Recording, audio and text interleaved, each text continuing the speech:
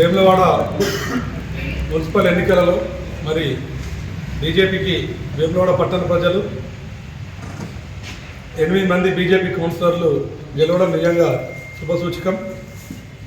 మంచి రిజల్ట్ ఇచ్చినప్పటికీ ఇంకా ఇంకొకటి 2 సీట్లు బీజేపీకి వచ్చినట్లయితే ఖచ్చితంగా చైర్మన్ గురించి కూడా కొట్లాడే అవకాశం ఉండేది. ప్రజలు కూడా అధికార పార్టీ కూడా సరైన మ్యాజిక్ ఫిగర్ను కూడా అందించలేదు.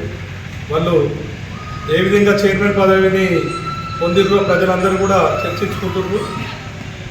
మరి ఈ క్రమంలో సార్ వేములవాడ పట్టణ ప్రజలందరికీ కూడా బీజేపీ పక్షాన ధన్యవాదాలు తెలియజేస్తూ మరి ఈరోజు వేములవాడ బీజేపీ నుండి గెలిచిన కౌన్సిలర్లందరికీ ప్రతాప రామకృష్ణ గారి ఆధ్వర్యంలో వారికి చిరు సత్కారం చేస్తున్నారు. రాష్ట్రంలో కాంగ్రెస్ పార్టీకి ప్రత్యామ్నాయం భారతీయ జనతా పార్టీ.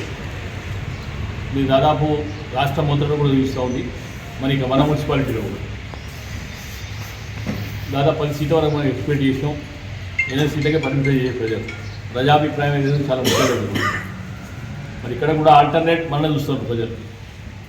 మరి ప్రతిపక్షంగా భారతీయ జనతా పార్టీ కౌన్సిలర్సు ప్రజల అవసరాలు తీర్చే విధంగా, అంటే ప్రజా సమస్యలు తీర్చే విధంగా దాని గురించి పోరాటం చేసేందుకు పూర్తి విశ్వాసం మాకుంది. అందరూ కూడా దాదాపు చదువుకున్న విద్యార్థులే. మరి నిక్కచ్చిగా వ్యవహరిస్తేనే మనకు మనుగడ ఉంటుంది. ప్రజలు కూడా మనకి విశ్వాసం ఇస్తారు. ఆ విశ్వాసంతోనే దాదాపు టీఆర్ఎస్ పార్టీకి చాలా తక్కువ సంఖ్యలో పరిమితం చేసి మనకు 8 మంది కౌన్సిలర్లకు అవకాశం ఇచ్చింది. ఈ సందర్భంగా వేములవాడ పట్టణ ప్రజలకు, ప్రత్యేకంగా భారతీయ జనతా పార్టీ కార్యకర్తలకు 4 రోజులుగా శ్రమించి కష్టపడి అనేక కష్ట నష్టాలు అధికార పార్టీ ఒత్తిళ్లకు లోబడకుండా ఎన్ని కుట్రలు చేసినా, కుతంత్రాలు చేసినా, ఎన్ని రకాల ఆలోచనలు చేసినా కానీ అన్నిటి కాదని కూడా భారతీయ జనతా పార్టీ విజయాన్ని కృషి చేసిరు. నిజంగా వాళ్ళని ప్రత్యేకంగా అభినందిస్తాం. అయితే ఈ సందర్భంగా పట్టణ ప్రజలు కూడా విద్యావంతులకు కొంతమందికి నేను సూచన చేస్తూ ఉన్నాను, దయచేసి ఆలోచించాలి. ఇలా ప్రజా మైండ్ సెట్ ఏంది? కాంగ్రెస్ పార్టీకి వ్యతిరేకంగా 2 ఇండిపెండెంట్లు గెలిపించారు.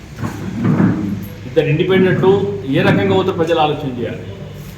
కాంగ్రెస్ పార్టీకి వ్యతిరేకంగా, అధికార పార్టీకి వ్యతిరేకంగా ఓటేసిన తర్వాత మళ్ళీ వాళ్ళు అధికార పార్టీకి పోయినట్టయితే అధికారం కోసం కాకుంటే ఎన్ని లక్షలు తీసుకొని పోయినా ఒకసారి ఆలోచించాలి. ప్రజలు ఆలోచించమని చెప్తాం.